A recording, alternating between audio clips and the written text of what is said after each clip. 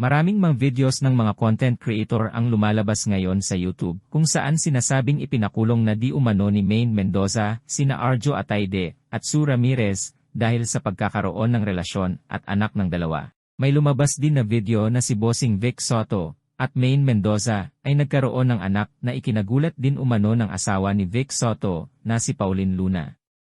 Lumabas din ang vlog patungkol sa pagkadakip na ng mga NBI kina Arjo at Sue. Maging ang pag-amin umano ng ama ni Arjo na si Art Atayde patungkol sa isyong pagkakaroon ng anak ni Arjo Atayde at Sue.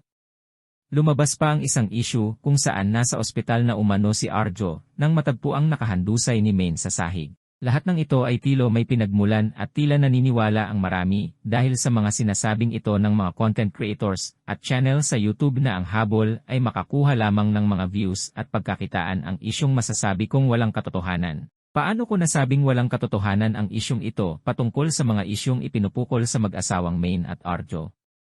Nito lamang July 15, 2024 ay nagpost si Maine Mendoza ng intimate photo nila ni Arjo kung saan kitang-kita ang kasayahan ng pagsasama ng dalawa. Caption naman ni Maine sa kayang Instagram post ay, "Finally sharing some photos from a spontaneous pre-wedding shoot that have been kept in the album for a year."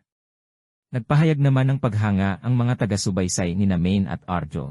Ikinasal sina Mendoza at Atayde sa isang intimate ceremony sa Baguio noong Hulyo 28 ng nakaraang taon. Makabuluhan para sa mag-asawa ang nabanggit na petsa, dahil ito rin ang petsa ng viral na tweet ng actress host na Arjo Kuti noong una silang magkakilala at magkatipan. Anong masasabi niyo sa mga nagpapalabas ng mga maling balita patungkol sa mag-asawa? Comment your opinion below.